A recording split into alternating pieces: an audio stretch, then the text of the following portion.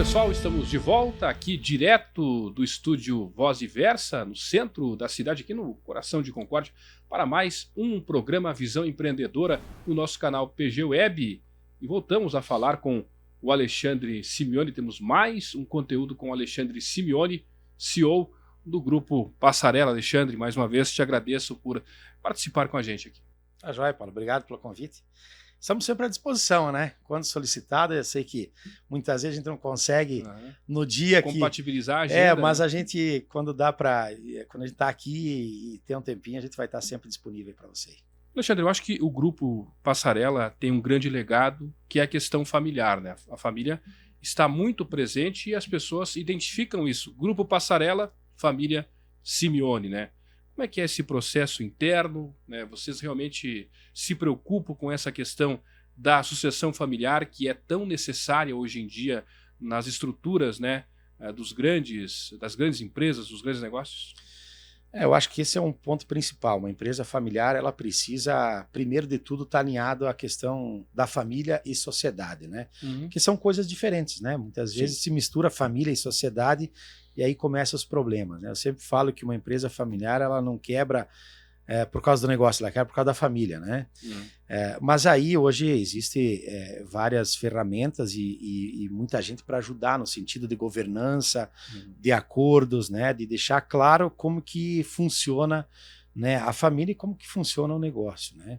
E isso nós tivemos eu acho que a sabedoria, né, a maturidade de fazer lá em 2019, né, que a gente fez um trabalho de governança com a Fundação Dom Cabral, que foi muito importante, né? Não que antes tinha problemas, mas a gente conseguiu formalizar, né? Então hoje não se discute o que foi acordado, né? Então ele está focado sim na expansão, no crescimento.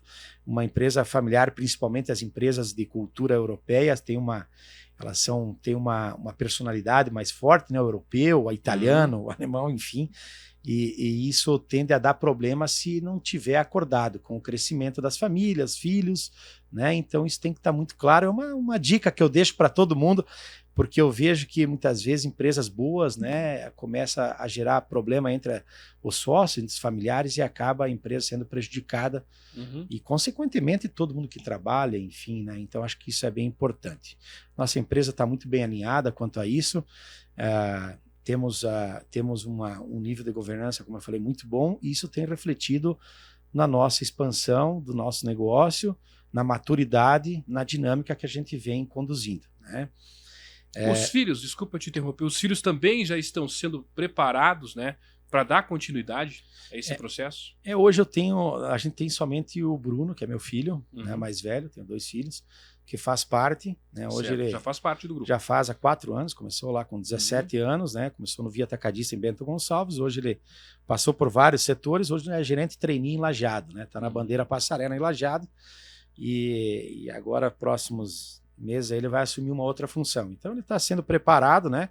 Até porque eu não quero ficar o resto da vida na executiva, quero ir para o conselho, quero ter uma função um pouco diferente no negócio e não cometer o erro de demorar para passar o bastão. Até porque eu acho que esse jovem ele tem muito mais facilidade em algumas coisas, né, que vem acontecendo, na velocidade que vem acontecendo, e nós temos que contribuir com a experiência. Eu acho que esse é o ponto que a gente precisa enxergar o futuro do negócio. Então a gente tem sim todo um plano de sucessão, mas hoje somente um dos herdeiros que tá fazendo parte, que é o Bruno. Planejamento para 2025, novas lojas, né? Novos investimentos, o que o grupo está preparando para o ano que vem? Bom, nós temos 7 novas lojas, né, para 2025. Como eu falei, temos Novo Hamburgo, Venâncio Aires, Lajeado, Via Atacadista, temos Santa Cruz do Sul, Santa Maria, né? Temos mais lojas aí também para anunciar. São 7 lojas que vão abrir em 2025, né? E temos uma grande novidade aí que né, aqui para o canal, para quem nos assiste. Já vai dar um corte legal, né? Mas você me perguntou e eu vou falar aqui. A gente está, então, concluindo aí o projeto. Em breve a gente vai entrar com aprovação para o Via Atacadista em Concórdia, né? Mais um Via Atacadista em Concórdia. Era um compromisso nosso com o desenvolvimento, né, do São Cristóvão, do lado da Van, né, aquela região, que foi onde a gente anunciou primeiro via atacadista, e depois, por entendimento, né, uma decisão, a gente entendeu que não era o momento, aguardar a duplicação, aguardar as melhorias e o desenvolvimento daquela região. Fizemos na Rua Marcelino, mas a gente entendeu que é importante esse via atacadista também na região alta da cidade, para ajudar a acelerar o desenvolvimento daquela região. Então a gente deve iniciar ainda esse ano a obra, né, de 2024 para abertura em 2025. Então é uma grande conquista para a Concórdia, né? Como eu falei, a gente não teria outras cidades que nós não temos loja ainda, mas Concórdia é a nossa base, é a nossa cidade, e a gente enxerga que o desenvolvimento está mais para aquela região e a população quer um via atacadista lá, e nós estamos atendendo esse pedido. Bom, partindo então deste contexto, né, de abertura de novas lojas, como é que o grupo mapeia, digamos assim, as cidades que oferecem melhores estruturas, né, as cidades que podem ter mais potenciais para que as lojas sejam instaladas? Como é que é feito esse estudo, esse planejamento estratégico? Bom, a gente tem um mapeamento dos 2 estados aqui, das regiões que a gente pretende expandir. Então, cidade por cidade, as redes locais, né? A participação dessas redes, a gente tem toda uma ferramenta que ajuda também. E a nossa visita, as nossas pesquisas que ajudam também, né? A gente acompanha muitos dados, né, de desenvolvimento da cidade, população, crescimento e potencial econômico, enfim, todos os indicadores, né? Mas é importante também a gente entender a dinâmica da cidade, se a gente se encaixa naquela cidade, né? O nosso modelo de negócio, né? Porque cada empresa, cada rede tem um modelo e existe também uma cultura instalada naquela cidade. Então a gente precisa entender que se o nosso modelo se encaixa pelo que o consumidor local lá ele espera. Esses são fatores que a gente analisa, mas nós temos falado muito quando eu vou visitar, né, o setor público, a prefeitura, prefeito, conversando para ver a visão dos gestores públicos também, né? Porque tem cidades que o gestor ele não abre as portas, e tem outras que já você é recebido de uma forma diferente, então você já faz uma leitura por aí, né? Mas também investimentos, né? Eu tenho falado muito isso, tenho falado aqui em Concórdia, agora recentemente lá em Teutônia, né? Também, já vou explicar o porquê, da questão da moradia popular, né? Incentivar, bem lembrado. Incentivar a questão da moradia popular, que eu falo, moradia popular que se encaixa no financiamento aí da Minha Casa Minha Vida, né? Mas hoje o valor dos terrenos e o que é necessário para investir na infraestrutura que o município exige, o lote fica muito caro, ou fica muito caro o investimento para uma empresa lá edificar aqueles prédios, né, 4 andares e tal, o imóvel já não se encaixa. Então, isso para mim é um fator determinante para uma cidade que quer crescer, porque ela precisa acolher quem quer vir, atrair mão de obra. E a moradia, o valor do aluguel é um dos fatores. Como é que eu vou atrair mão de obra se eu não tenho nem onde morar? Né? O aluguel é a lei da oferta e procura. Tem muito procura de aluguel, sobe o valor. E aí já não encaixa, né, no salário, já não consegue suprir. Então, essa é uma das questões que eu tenho falado muito com os prefeitos. Como eu falei recentemente, o Vale do Taquari sofreu com as cheias, né, a região aí. E Teutônia é uma cidade onde a gente adquiriu essa loja da Languiru que nos últimos 2 meses cresceu 10% a população. Então, cresceu mais de 3 mil habitantes em 2 meses, né, a população. Por quê? Porque as outras cidades atingidas, os moradores migraram para Teutônia.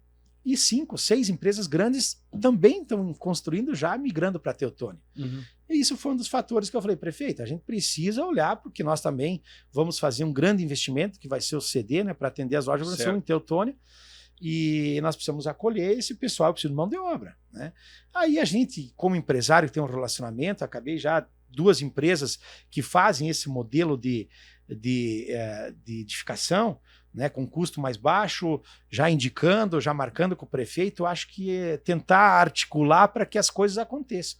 Agora, essa velocidade quem dá é o poder público, né, Paulo? Então, depende de cada gestor, acho que isso é da visão de cada um, né? A ação do poder público é fundamental, né? Em atrair investidores, né? Em oferecer condições para que os investidores eles realmente estejam nos municípios. Eu te falo assim que o investidor ele não quer nada de graça da prefeitura, ele não quer, não é uma hora máquina que vai resolver o negócio dele. Ele precisa mão de obra. Esse é um fator determinante para expandir o negócio dele na cidade ou para ele se instalar.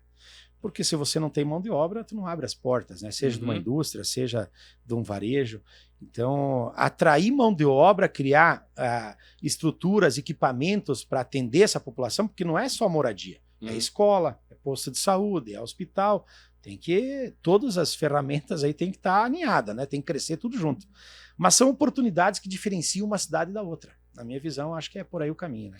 Agora, Alexandre, tem sido um ano muito difícil para os gaúchos, né? E o grupo está em algumas cidades do Rio Grande do Sul, entre elas, como você disse, Porto Alegre, brevemente vai estar em Canoas também, né? Canoas, que é uma cidade Novo Hamburgo. Fortemente atingida, Novo Hamburgo também.